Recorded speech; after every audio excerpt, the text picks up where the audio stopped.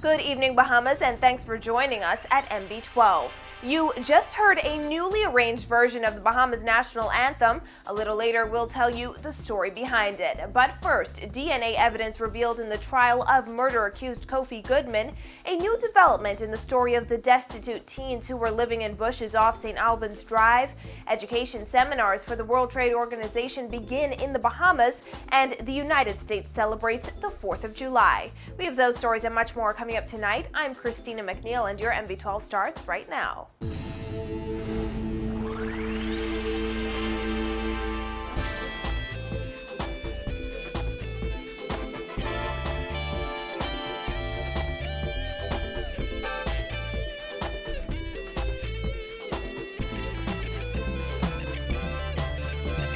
Thanks for joining us.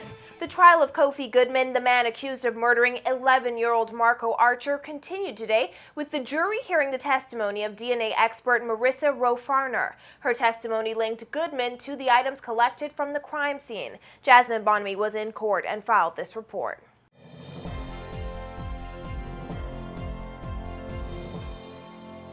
That DNA expert from the United States taking the stand again this morning and revealing that she received dozens of samples to process for the Goodman case. Goodman, also known as Eduardo Ferguson, is on trial for the murder of 11-year-old Marco Archer, who was last seen alive on September 23, 2011, when he told his mother, Trifemia Ferguson, that he was going to a neighborhood store. Goodman has denied the charge. In a previous testimony, Rowe-Farner, a forensic analyst at the Fairfax Identity Labs in Fairfax, Virginia, confirmed that remains discovered in bushes behind Goodman's home in Yorkshire Drive were those of Ferguson's son. Police submitted tissue samples from the child's body, blood from his mother, blood from the defendant, and cuttings from a t-shirt and boxer shorts that were found in a garbage bin in front of the condominium complex where Goodman lived. Roe Farner said that the probability that Ferguson was the male's mother was 99.943%. In court today, the forensic analyst revealed that on several samples taken from the boxer shorts and t-shirt, Goodman could not be excluded as a possible contributor to the DNA profile found. Roe Farner also testified that one of the boxer short cuttings contained semen. Under cross-examination, Goodman's lawyer Jeffrey Farquharson asked whether the clothing in the dumpster could have been cross-contaminated with objects that contained Goodman's DNA. Roe Farner agreed that was a possibility. Garvin Gaskin, the Deputy Director of Public Prosecutions, Neil Brathwaite, the Assistant Director of Public Prosecutions, and Darrell Taylor appear for the Crown. Reporting for NB12, I'm Jasmine Bonamy. Well, Bahamians were both outraged and skeptical when they heard the story of two homeless teenagers who slept in bushes after their time in an emergency shelter expired. Well, with some help, the two 19-year-olds now have a place to rest their heads at night. One of them has also secured a job. Fonique Toot caught up with the teens this afternoon and takes a look at how their lives have changed in just a matter of days. What a difference a few days make. On Thursday night, Neo-Nando Liborn and Freander Knowles were forced to sleep in bushes off St. Albans Drive, fighting off mosquitoes and cockroaches. But for the past 4 nights, they've been staying in this wooden one-bedroom structure of Fort Vin Castle. The accommodations were provided by a Good Samaritan who was touched by their story. A home in the Fort Vin Castle area was provided by them by Miss Debbie Ferguson. When we met the two 19-year-olds last week, they were wandering the streets and hadn't showered in 2 days. Today, Neo-Nando sported a new haircut and a fresh pair of clothes. The suitcase they once stored at the Colony Club because it was too heavy to carry around is now tucked in the corner of the bedroom in their new home. Next to it rests the mattress the couple shares. Neo-Nando says it beats sleeping on rocks and branches. How do you compare this to that night you spent in the bush? I compare this the night I sleep in the bush. Didn't feel comfortable like I was sleeping, and we didn't catch or breathe like that, and the mosquitoes bothering us. Now I feel good, comfortable, I can catch a good rest without mosquito bothering me or getting bite. Feel good that I am new. And tell us about some of your items. Like, are these items you brought with you from Ackland's, or were these things that were also donated by people? These things which I got, they was donated. The home has a small kitchen, electricity, and running water. Neo-Nando says they formed a bond with their neighbors who are mainly Haitian and Jamaican nationals. However, he says one downside is he and Frianda use an outside toilet. Are you afraid at all to use this in the night, or are you comfortable using it? I don't really use it at night. You don't really use it in the night because you don't feel comfortable. But it's better, I guess, than when you were in the bush and couldn't use the bathroom. While the Ackland natives now have a roof over their heads, they still had nothing to eat. Well, that's where officers of the Bain and Grantstown Urban Renewal Office came in. They needed some food supplies because they said that they didn't have anything to eat. So we went to one of our other partners, at Meat Mark on Carmichael Road. And as you could see, a lovely display of grocery items. They were able to get hundreds of dollars worth of grocery. On this table sits more than $300 worth of groceries, cleaning supplies, and personal hygiene products. When these items run out, officer in charge of the Bain and Grantstown Urban Renewal Office, Inspector Anthony Roll, says the couple will be able to replace them.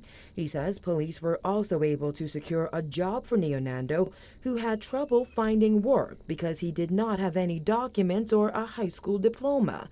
We were able to make contact with one of our partners, Mr. Wellington Roll, who was the person in charge of the impact waste disposal. So he was able to secure a job. And I feel happy and thankful. I'm very thankful that I got somewhere to stay. And I want to thank Inspector Road for helping me get a job so I could take care of myself and Fiandra, that we can move on. Frianda says she too would like to find a job at a hair salon in the straw market or a fast food restaurant. In the meantime, she says she's just happy to be off the street. I am happy for everyone who have been also, and I'm thankful. We want to thank Mrs. Ferguson, Debbie Ferguson, for providing this for them. But you know, we're gonna wait for Mr. Lightburn to get comfortable in this job, you know, and then we will seek to try and give them better accommodations. With the help of police officials, the couple will eventually move on to a bigger space. But for now, they say they consider their temporary home a gift from Jesus with love. Reporting for NB12, I'm Vornik Toot. Leader of the Democratic National Alliance and former Minister of State for Immigration Branville McCartney has dismissed the 2013 Shantytown report officially released to the public on Wednesday as nothing but talk and fluff. According to the report, which the Nassau Guardian previously revealed, those shantytowns are unsightly, unsanitary, unfit for human dwelling, and contaminate our water table. It also noted that Haitians and Bahamians living in these communities have erected structures that violate building codes and have illegal electricity supply. McCartney says these are all things Bahamians already know. The report doesn't tell us something we don't know. As a matter of fact, the Department of Immigration, when I was there, knew that. So this isn't anything new. We've been in the shantytowns. This report states that they have 11 shantytowns in New Providence. I saw 37 in 2010 or 2010. 37. And it is very doubtful that the shantytowns have decreased. McCartney says there's no point producing reports on shantytowns if government doesn't actually take steps to get rid of them. Housing and Environment Minister Kenred Dorsett has announced plans to crack down on these villages. However, McCartney questions if the Christie administration has the political will. Based on what the good Minister of Housing and Environment said, they would have started the process by serving notices. But nothing of the sort is indicated in that report. Nothing is indicated in that report as to what they are going to do to rid this country of this vexing problem of shantytowns. That report is, again, just talk. It's just fluff. If government is serious about eliminating shantytowns, the DNA leader says it should start by exposing those elite members of our society whom Immigration Minister Fred Mitchell claims is protecting them. If the DNA were in power, McCartney says he would give shantytown residents notice, then move in on them. I think the necessary notices ought to be given to these persons, the owners of the land as well as the individual persons living there, to give them an opportunity to leave. And then, through the Attorney General's office, proceedings ought to be taken whereby an order for them to be removed within a certain period of time be done. And then they must act on those orders. We cannot sustain the continuation of shantytowns in this country. He also urged government to crack down on people who contribute to this problem by harboring illegals.